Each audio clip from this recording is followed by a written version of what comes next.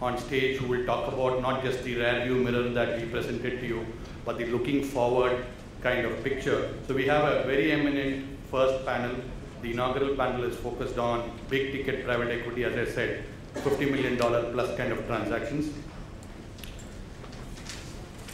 To moderate that panel, we have Raj Nair, Chairman of Avalon Consulting.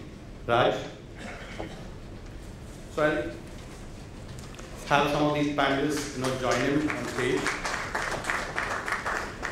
We have Amol Jain, Founder, Director, Arpwood Partners. Amol. Raj.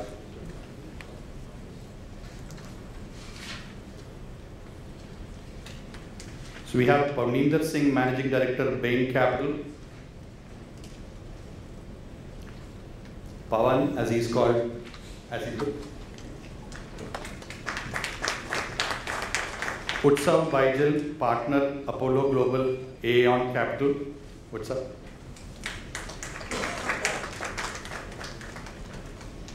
Manish, Kejriwal, Managing Director, Partner, Kedaara Capital.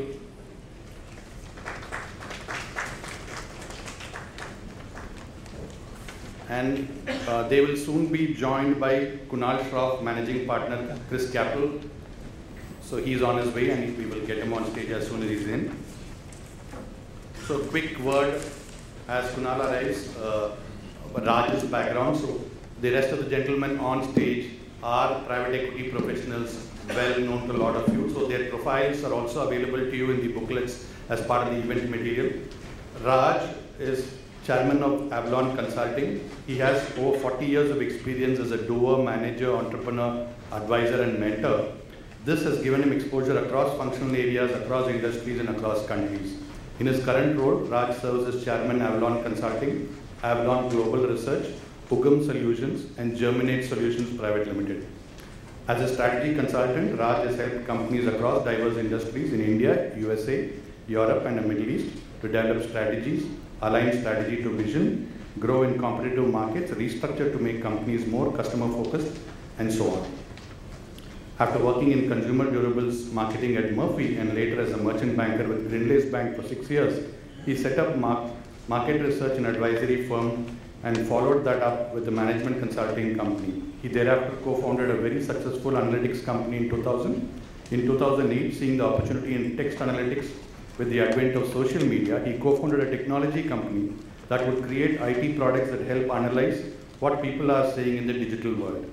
Raj is an engineering graduate from IIT Bombay and a postgraduate in business management from IIM Ahmedabad. He also holds a degree in general law from the University of Mumbai. Kunal. Thank you. So the stage is now complete. Raj, over to you.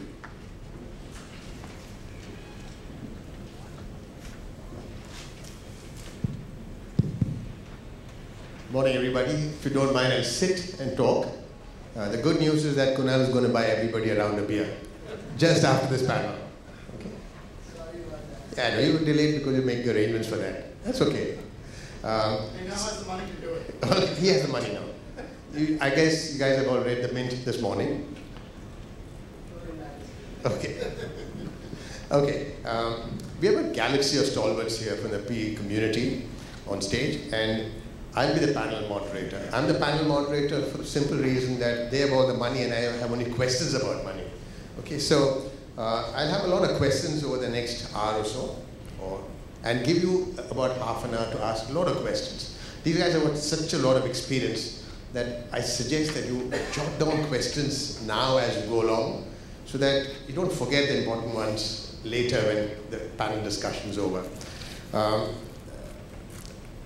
To make most of the time, I want to get most value out of the time we've got for this panel. I want to understand how many of you in this audience are not from the investing community. Okay, so we'll try and tilt the questions in such a way that you get value out of it. We are told that this year is likely to be a record-breaking year in terms of PE investments. Apparently, they've lined up more than $7 billion, which could be invested, may be invested, or some of it might sit out, we don't know.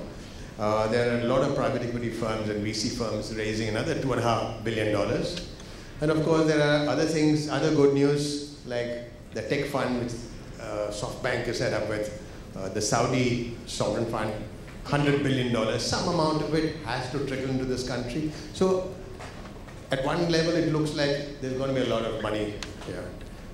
But you know, the world is slightly different from what it always appears. So we've got stalwarts so we can ask questions and understand what 2017 is likely to be for many of you who are in the audience who are looking for capital.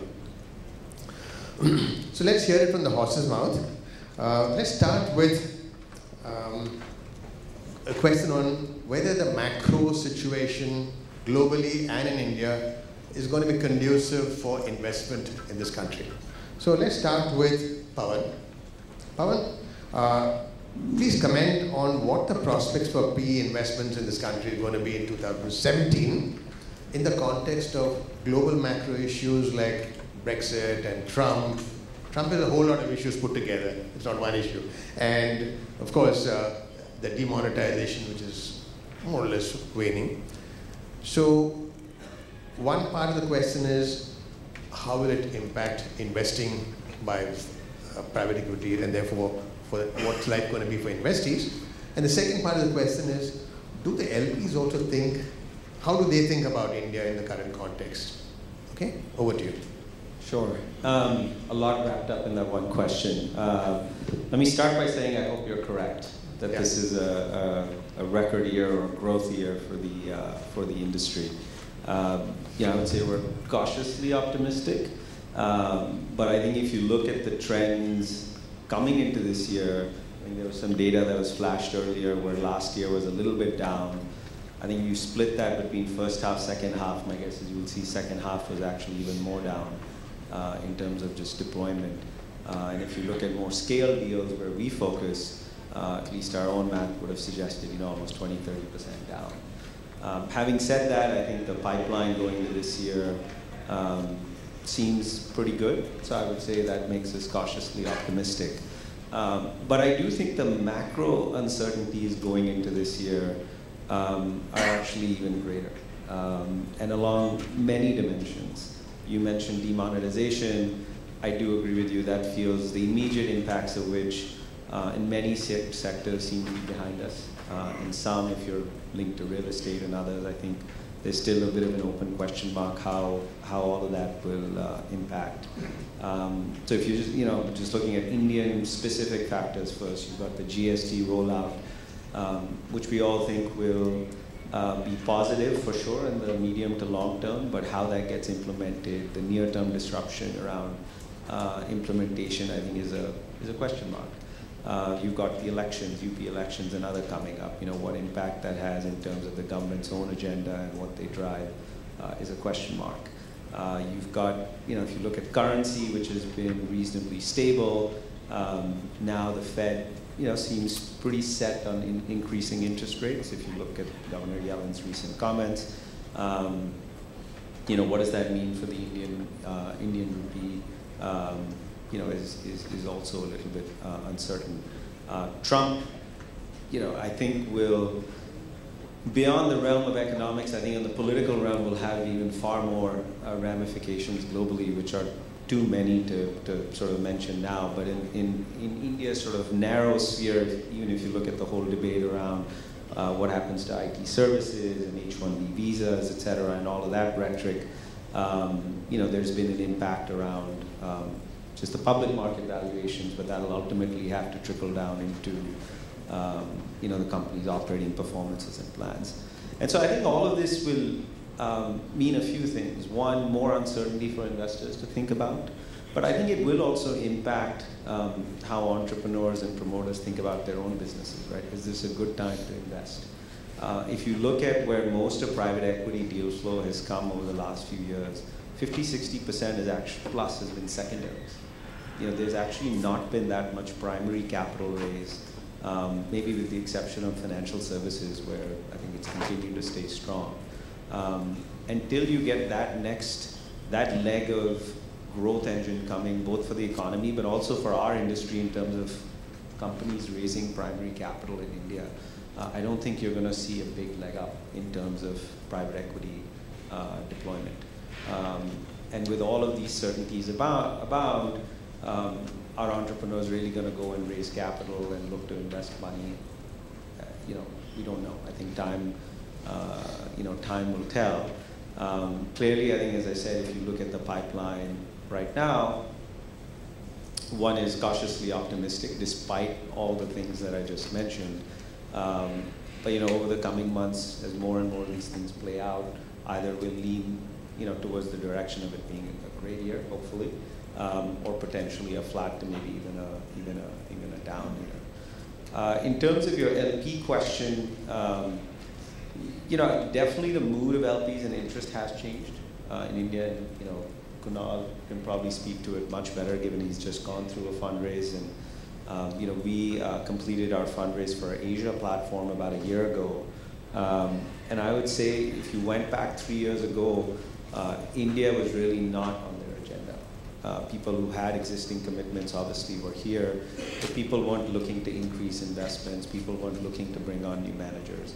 I think that conversation and dialogue has changed, but I don't think people are making a beeline for India as well and saying, I have to be in this market, I have to increase exposure to this market, because if you look at the average returns for the industry, it's been probably mid-teens gross returns, which people have probably done better investing in the US without any of the currency and all the other macro risks. And so I think the jury is still a little bit out in their mind in terms of how much to lead forward.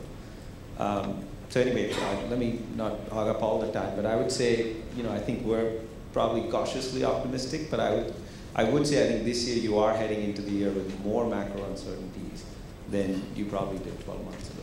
So cautiously optimistic, uncertainties, things were not so good 3-4 years ago, and we're having situations. So Manish, 3-4 years ago at Davos, you had, when India's chips were down, you were very optimistic. Where do you stand today? First, thanks for having us here, Raj. I think in India, if you want to live here and work here, and I'm not kidding when I say this, if you're not optimistic, you better leave the country. It's as serious as that, right? So I think fundamentally remain very positive on India. And this is not government speak. Actually, at least from, if you leave the social issues aside, which we don't want to use this panel, or we could fill up your 1.5 hours talking about beef mans.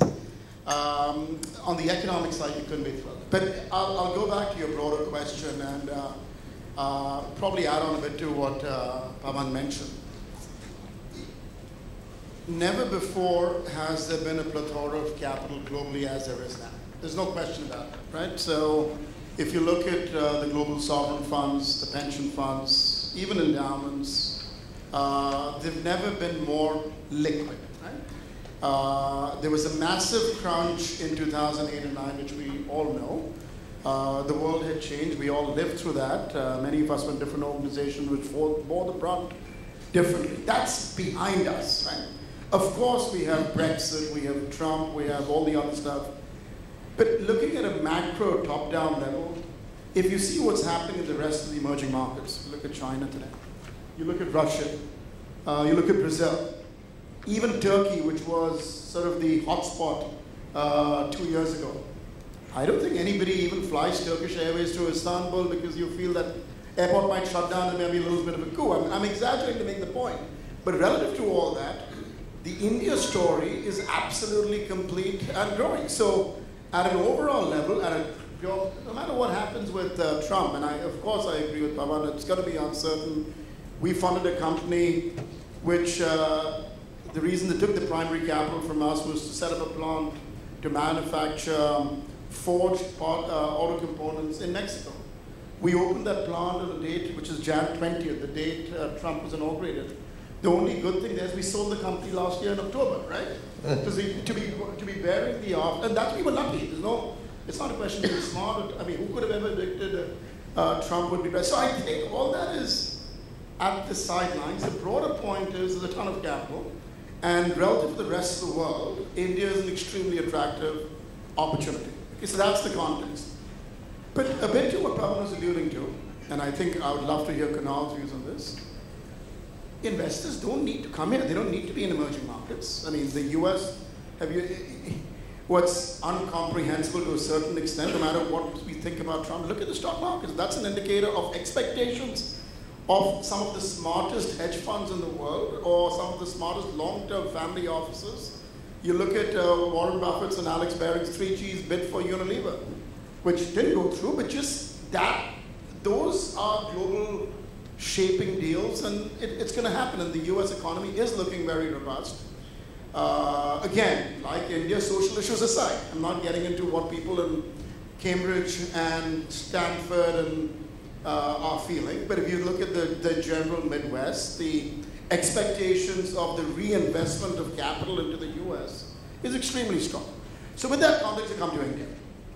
Here, it's very simple. Actually, what I just said about there being a plethora of global capital, and you see a bit to, I think, what Raj alluded to in one of the notes he sent around to us, the amount of capital coming into the country from people who were originally our LPs, now investing directly into India, which is not, it's a good thing because they have a ton of capital, it's good for the country. But to me, and as GPs in this room, that's actually a worry. So ironically, I mean, it may be good for the larger promoters in the room and in the country, but what you want to make sure as a GP is valuations don't get out of control. So when money comes in, we would all appreciate money which is disciplined, where the discipline and valuation especially. And in the context that I laid out, there's actually a worry that this year may lead to over-exuberance, not by the GPs in this room, but by other investors who have a lot of capital to deploy. And you already see that partly in the public markets. And you'll see that. So I think actually the strength of any of us is not being able to say with a headline we've deployed $1 billion or $200 million, but actually when times are frothy, to have the discipline or not to deploy capital. That to me is a great GP. If you can bear the pressure of your LPs and not deploy capital when valuations do get out of control, and I know that's not a story people like to hear as a business community, but that is reality as far as we're concerned. And the point of being in this room is to be absolutely direct and honest and have a real conversation. But I do think the reason we at least are extremely positive in India is, and an item which Raj didn't mention, I'll introduce that, we can get back to it later if he finds it interesting. There is much more today compared to even 4 years ago, which is why I'll be even more positive, a level playing field in India. The biggest thing that people don't talk about is around corruption, is how in the first 6 to 8 months of this government, they actually pulled out that safety rug between the promoters that we're all friendly with, and there was almost a sense of fear, and which is why you're seeing a lot of these transactions, and along with that, the pressure that the Reserve Bank, the central bank is imposing on its banks and on the corporates, you're actually seeing this is what actually, to all of us, but I'd say especially the larger guys like Apollo, Bain, who deal with the larger business houses, it makes it a lot more equal. I think 3 years ago, it would be tough to, and in my previous avatar, we did a lot of those deals. It was always a little worrying because you didn't know how the goalposts would change because other people, rightly or wrongly, could control regulations where, frankly, none of us could as foreign investors. But that change, I think, which I hope stays, I think for the industry is a very positive move. I see that leading to much more investment and participation in the economy. So I think as a proportion of total investment, if that cleanliness, level playing field remains, that's the reason there'll be more capital. The capital which is coming more because there's a plethora overseas actually worries me because that could lead to crazy situations we saw in 06 and 07. 06, 07, we made the mistakes ourselves. I think we were all burned to realize we'll be a lot more disciplined. But if there are other sources of capital which have not gotten India exposure yet and want that, my worry this year is we might have a over-exuberation. Okay, so while there's a lot of uncertainty around, you see there are enough good things happening which makes you pretty positive about India. Now, Kunal, do you share the same level of enthusiasm about in India story and everything being positive? Or are you like Uday Kotak, who said a few days ago that actually it's not going to be India story, it's going to be sector picks and specific stocks, in our case specific assets. Which way do you think it will move?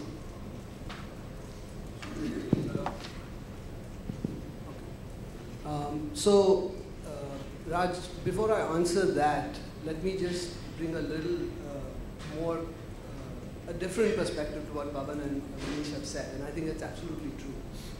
So at the global level, there's a lot of uncertainty. In India, relative to emerging markets, we are definitely in a better place. And people can argue about the impact of a demonetization or the rollout of a GST, but regardless, we're doing better than most others because we're not as trade dependent. If you look at the protectionism barriers that have come up, and it's not Trump, this has been going on for the last 10 years. The average growth of trade was double the growth of GDP globally 10 years ago. It's come down to 1:1. So you can see how far protection barriers have been erected, not just in the US, but in Europe, all over the world. India, because it's a large domestic economy, is less affected by this, is more shielded versus some of the Asian countries. Now, from a global investor's perspective, Manish is right. I think they're seeing good returns in the US and asking, why do I need to even come to emerging markets? So that has been a big question that was asked over the last many years. And I would say that relative to other emerging market countries, India is seen in a positive light. Some of the reforms that are happening may be slow and frustrating for us sitting on the ground here, but they are being perceived as long-term positives for the country. But there's one other trend that has been playing out, apart from the large pools of capital coming directly to India, and that is the migration to the large firms. I think the established firms have done a fantastic job globally of returning capital and raising capital. And so if you look at the statistics for Asian fundraising, more than 10 years ago, the average annual fundraise in Asia was about $15 billion, and about 2/3 of that was local capital. Today, that would be double, roughly, but only 1/3 would be local capital. So local capital has stayed where it is because there's been consolidation. While some firms have grown, the others have fallen off. And the global multinationals, some of whom are at the panel here, like Bain, Pavan from Bain, or even Apollo, have ended up raising a ton of capital at the global level as well as the Pan-Asian level. And investors have kind of said, look, why do I bet on a country? Why not just bet on the region and let the regional fund manager take a call? What is the right sector, what is the right country to allocate capital to? You can look at it as an Indian fund manager, which ChrysCapital is. You can look at it and say that that's very challenging, it's very difficult to raise money. But on the flip side, what's happened is in our deal sizes, in the 50 million average deal size, you're seeing less competition because there has been a fair amount of consolidation there. That allows it to be a little more sane in terms of negotiating with entrepreneurs, dealing with them. You can be a little more patient about, doing the right diligence rather than jumping headlong, which was happening 10 years ago. So I look at it and say it's a glass half full. It also bodes well for exits for us. Because, if you make a $50 million investment, you expect to make 3 times your money in 5 years or 4 times your money.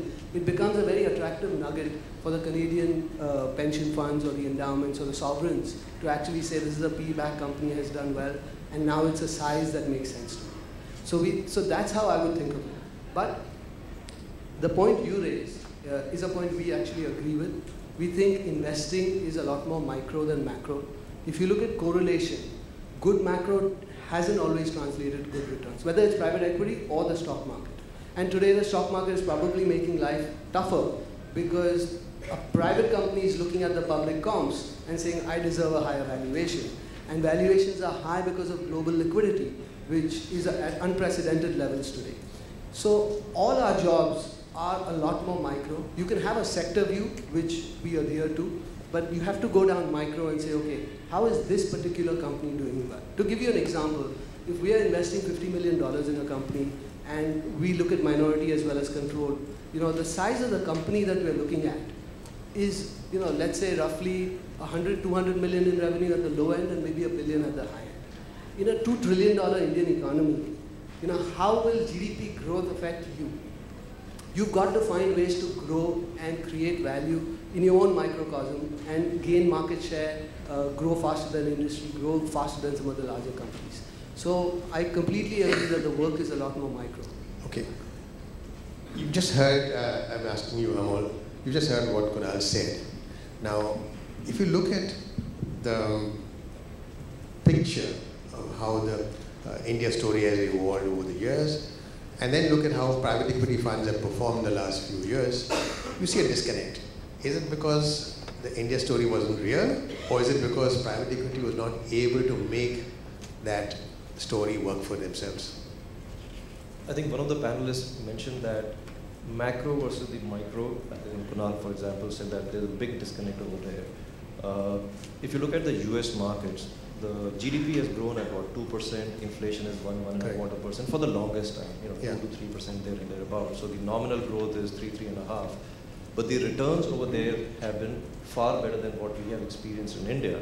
So begs the question that is growth the only driver of returns, or the macro is the only driver of returns, or is it the micro bets that the private equity investors take? Or for example, if somebody overpays for growth, which all of us have done at some point in our past, we tended to overpay for the growth, hoping that these companies will grow at 30-35%, and therefore even if I pay a couple of points of multiples higher, we will make up our 25, assuming some contraction and exit.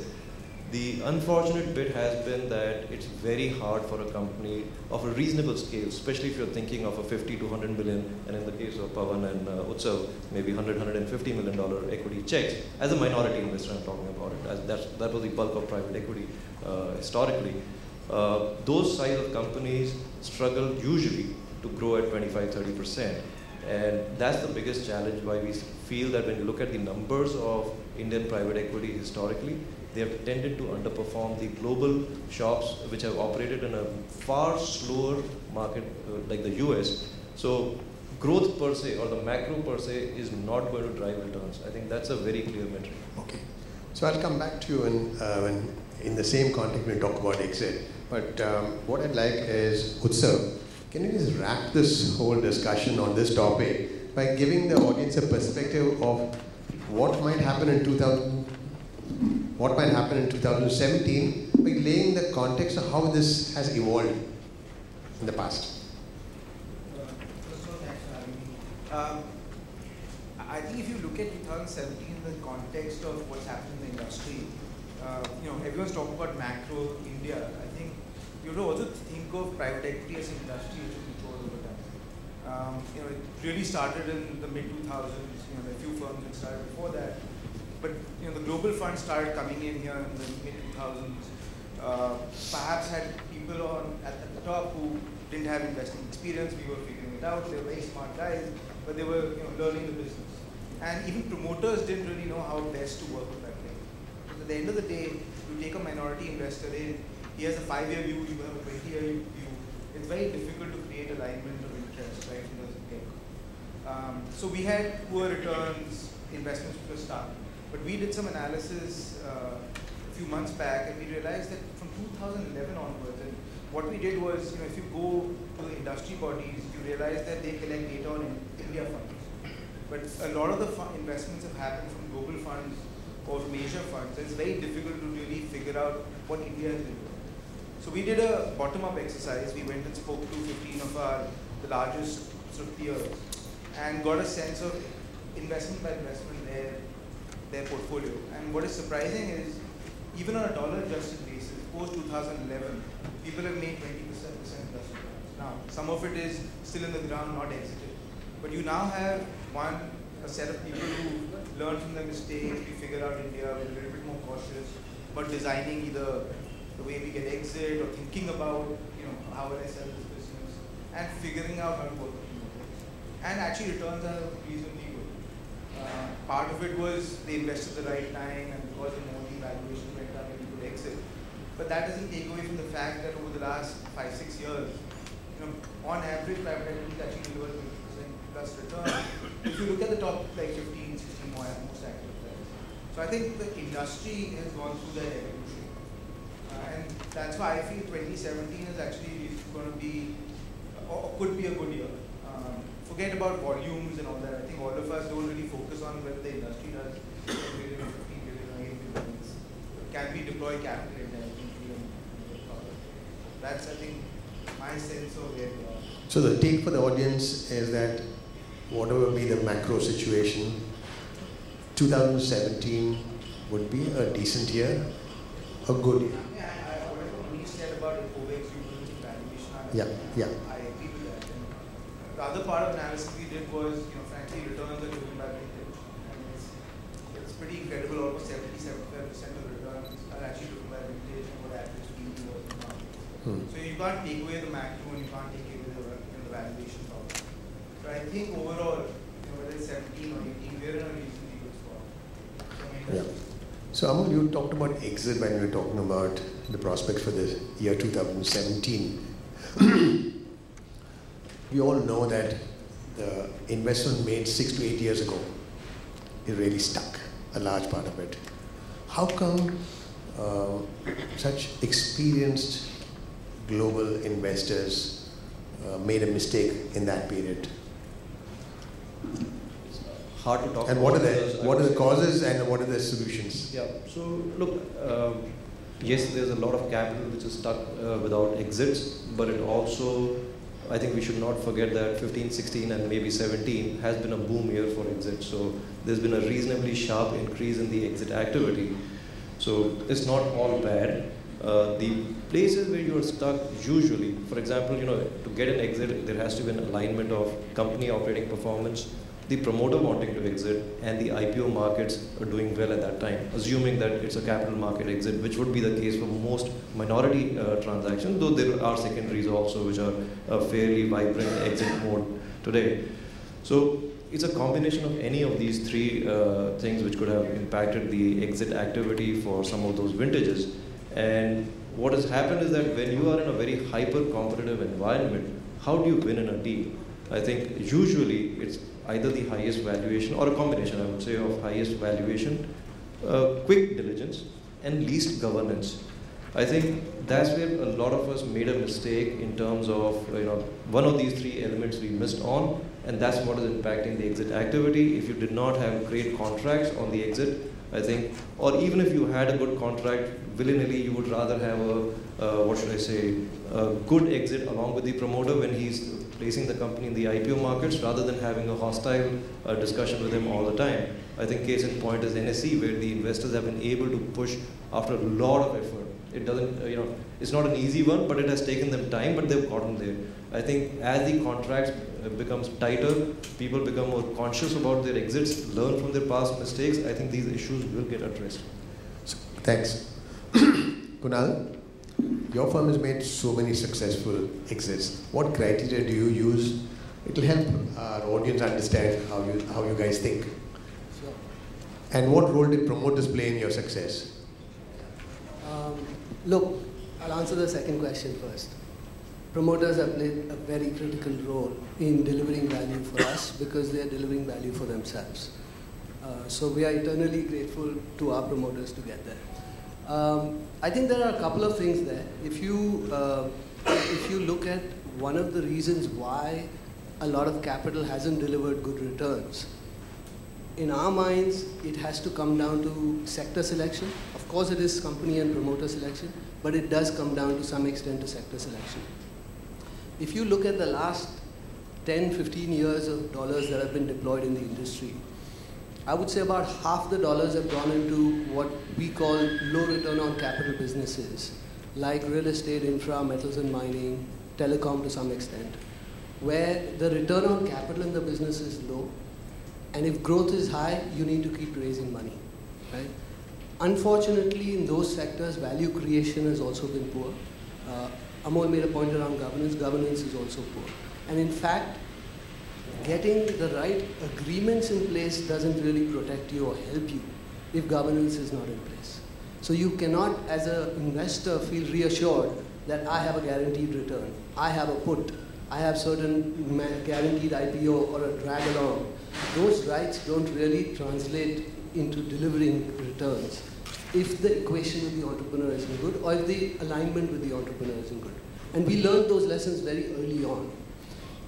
I think that is the main reason why over the long term, LPs keep saying India hasn't delivered, India hasn't delivered.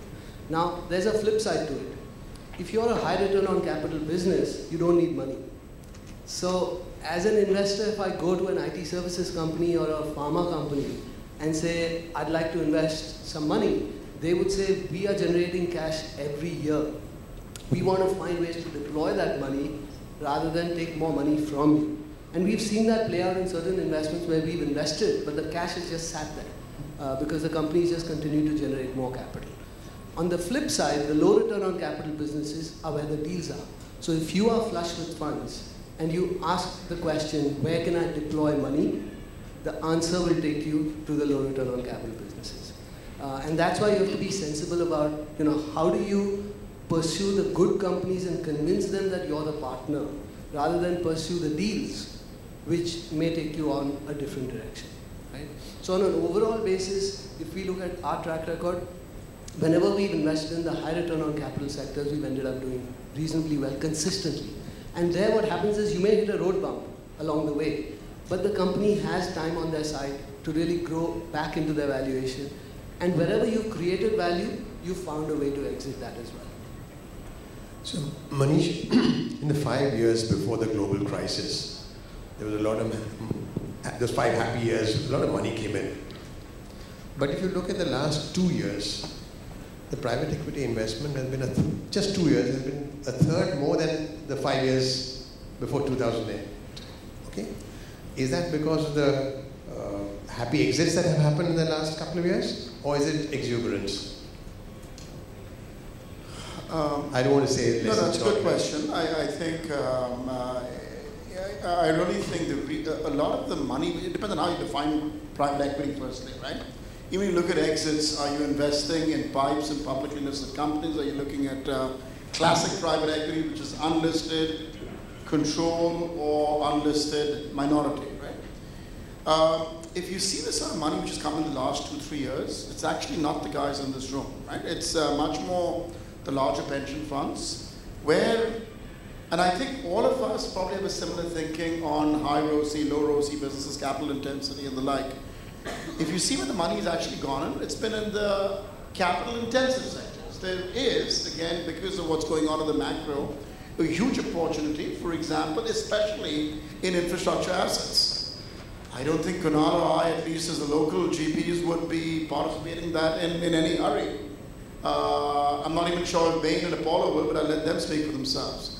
But today, when you have 30-year money, which is a pension fund, which is looking at a consistent return like a bond, and not necessarily driven by a quick exit. Remember, at the end of the day, no matter what we're passionate about, we have to remember we're fiduciaries for our LPs. And we have a certain life of our fund. So we can't take a 30-year bet on a road asset or a power asset, whereas a pension fund can. In fact, for them, they'd rather take a 20-year bet than a 5-year bet and have a reinvestment risk, right? So I think a lot of the capital come the last 2 or 3 years. For example, it was a very smart move by Tata Power to raise a pocket of money from very long-term investors, including KS and one or two of the Middle Eastern guys, I think it was Kedaara or Kuwait. That's where the money's come in recently. Back to just 1 second on exits. So I would say 80% of the money is driven more by that. I think 20% of the money, though, I completely agree with where Utsav started us off. In terms of when we were doing these investments in the first half, we were actually riding the beta. Any one of us who invested in 2003-04 and hung on to our investments till 2007 and 8, essentially made beta returns, which were frankly, listen, none of us we are proud that we add value, but if value goes up by itself, we don't complain, right? We don't mind beta returns, because returns for everyone is made that way. Having said that, what you see in the last 3 or 4 years is again back to discipline, not just on valuation, but on exits. At least for all of us, unless, and exactly what Kunal said, the agreement on the paper is worth exactly the agreement on the paper. The single most important thing for us is to get, and I think, Kunal, is alignment. You need alignment with your promoter. It's a very different alignment if it's a listed company. You actually don't need that much alignment. You're free to serve the public markets. However, if you are an unlisted company, to Utsav's point earlier, 20-year vision or 5-year, you better make sure that your end game is similar to what the promoter's end game is. If he wants the prodigal son from Cornell to come back and take over as a company, and you think you have a 50% stake and you're going to sell it, there's a bit of a misalignment there, right? So for us, even if the sector is terrific, the company is terrific, and the management team is even more terrific, which is all the three things we look at, we are petrified to do a controlled tribe transaction unless we know that the end game for the promoter is exactly what our end game is. And if it's not that, then the way we look at exit changes. Then we say, give us minority, 10% काफी है, 15% काफी है, and then you need to make sure that the promoter is open to and excited by listing a company. Because if you have more than 50-20% in a company which is going public, you can't get out of it in an IPO, and there'll be a constant overhang on the stock, right? So depending on whether you're doing listed or private, in private, control or minority, the level of alignment differs, needs to differ, but if it's your classic controlled private equity, where you have a domestic partner and where most Indian transactions you will, you better make sure that your partner has the same exit horizon as you do, because no matter what you write in your agreements in terms of a call or a put or a drag, trust me, it'll be a 10-year court battle, which has two things. You might get some MOI, your IRR will be zero or close to zero. And secondly, in the Indian context, you don't want to be seen as the vulture or the fighter. You know, we'll leave that for the Apollos. Okay, in that case, let me ask you this question. One of the exit routes is public markets. And the public markets don't seem to be showing the kind of enthusiasm and optimism that this panel is showing. 1 in 5 issues that wanted to hit the market in 2016 did. The others 4 are sitting on the sidelines. Do you think the public markets are going to be a challenge in 2017 for you to exit? For you, meaning, I mean, private equity firms as a whole, not Apollo. I actually don't necessarily agree with that. My point of view, public markets have been relatively open. Reasonably average companies have also managed to go public. But 4 out of 5 are not able to come to the market. It's one of those number of applicants for jobs in India, always single applicants. So very similarly, you've got reasonably good companies that manage. Whether the markets will remain open is to be seen. I think a lot driven by rounds of foreign, what happens, what the Fed does. It's very difficult to read markets and tend to be very fickle. My sense is, however, that for the next 6-9 months, people are hearing from the bankers, pipeline is robust, then the entire India being better relatively versus going to keep public markets. Okay. I think people who are thinking of exits or have portfolios where you can exit are all now thinking actively the markets. So Pawan, what's your view as another very large ticket?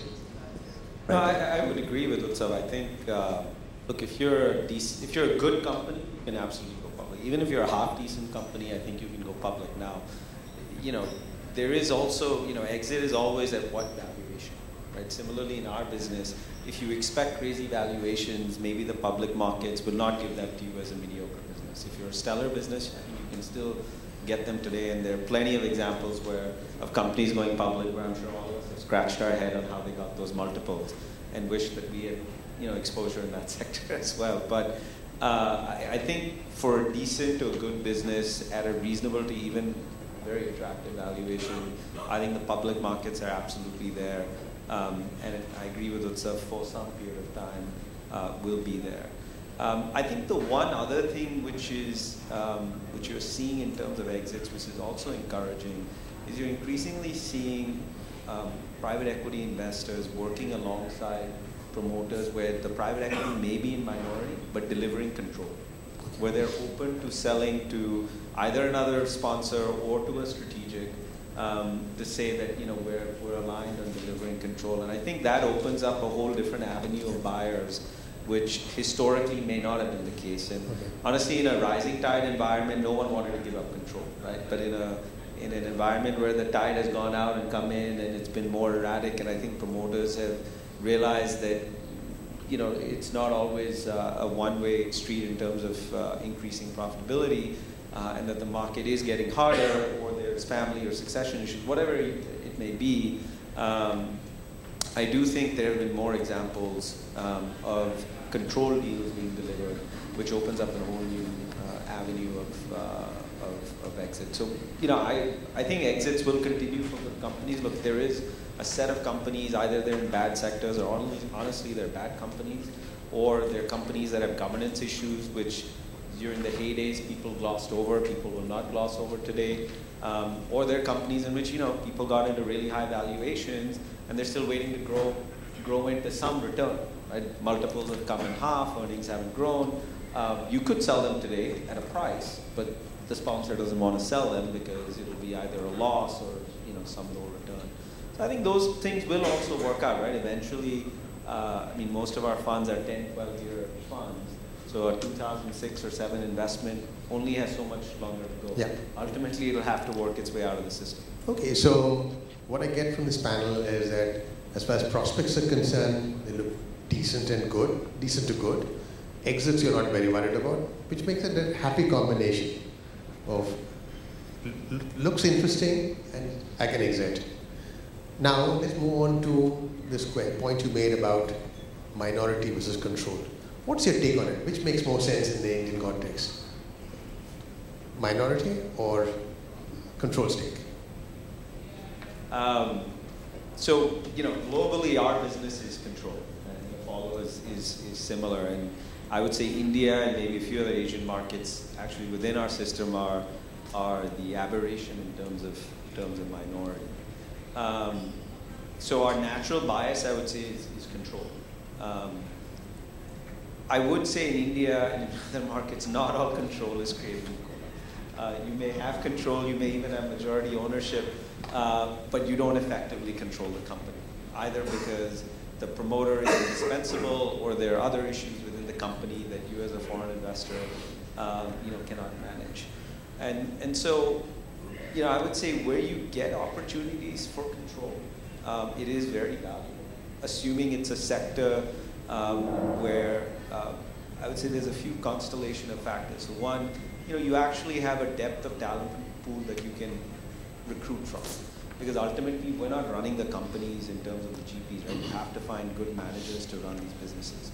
So if you're buying an IT services business, you know, there's a fairly deep global talent pool that you can tap into to run those companies. And so I think that's a sector where you've seen a lot of control deals and successful control deals. I think generally in companies where there is a lot of regulatory interface, I would suspect we for sure, and I think I'll speak for the panel out of turn, people would be wary of taking control positions, even minority positions for that matter. And so I think where you have a sector which is favorable, you have depth of management team that you can back, there is real value to control. You can sell strategic, you can accelerate change, you can make people decisions which are generally harder to do. The one other element we talked to eventually is you can get leverage. You know, one of the things which in India has 5 years ago was not there as much, but I think has increasingly changed, and control deals is part of the reason, is you can actually get leverage into the system, whether it's onshore or offshore, it's still work in progress, and we have our friends at Apollo to thank for some of that. But I think that also helps return. And so, at least for, speaking for Bain Capital, I would say we absolutely focus on control deals, and we're keen to do control deals. But, even today, that's maybe 25–30% of the market. I don't think India is going to become a majority control market anytime soon. So just given the nature of the opportunity, you will still be a mostly minority investment market. But control is absolutely an area which I think is interesting for private equity to focus on. So that's a very interesting view. But Kunal, your firm has largely taken a route of minority. You've been able to exit well, you've made money. So what's your view? In India, do you really need? Yeah. So I wouldn't say we've taken the minority route. I would say that we've been agnostic. So if you look, we just raised our 7th fund. If you look at our current portfolio, including the older investments, our stakes range from 3% to 70%. So we are very, very flexible in terms of looking at a minority, looking at a pipe, or doing a control deal. Our philosophy is a lot more sector-based. So if you like a certain sector, if you've understood it well, if you have an angle to add value with those companies in those spaces, then we feel that it's prudent to keep the funnel open and find the best risk reward. So we're not wedded to being a control shareholder or a minority shareholder, but we want to make sure that if we like a certain company, we're not going to get constrained just because it doesn't fit into a certain peg. One of the pitfalls also is that if you look at global LPs and GPs, right, everybody likes to slot yourself. So they say, okay, so are you a minority investor? Are you a listed investor? Are you a public market? Are you a private equity? And I think that confuses the pitch a little bit because the LPs want to check a box and say, okay, where do I slot you? And the GP wants a marketing story that can sell easily. We choose to play the tougher road and say, look, this is our product. We're not going to dilute the flexibility of our product because that specifically has allowed us to generate the track record that we have. So I'd rather raise capital that may be a slightly more complicated process and difficult to raise, but easier to deploy, than raise product that resonates well with the LPs because that's the global model, and then puts you in a bind when you're trying to find those opportunities. We actually, I think overall the trend is definitely towards little more control, but that's because the base is small, right? There may be companies willing to sell a subsidiary. There may be availability of offshore leverage that makes things possible. By and large, if companies are growing well in the high return on capital sectors, they're not really keen on exiting. But if you go back even longer and look at all the deals done from say 2000 onwards, we've gone and scanned the universe of deals that were done and the available data on that. You would think that control equals exit. But the percent of cost that has been exited out of control deals is the same, slightly lower than the percent of cost in minority deals. Globally or India? India. So control hasn't translated into better exitability, right? If you look at the ROI or the money multiple has also been similar. Where the key distinction comes out is again by sector. High return on capital sectors have tended to not only exit better, but exit with better money multiples, almost 25% better than the low return on capital sectors. So we come back to saying, if you want to define ChrysCapital, we don't define ourselves as minority or control. We define ourselves as sector specialists who understand the sectors well, and then because we have some operating experience in these sectors in our team, can work with these companies, and then a very flexible mandate that allows you to pursue the best risk reward. Wow, that's insight. And it's interesting that you're saying, both of you are saying there's no one right answer in India. What about you, Amol?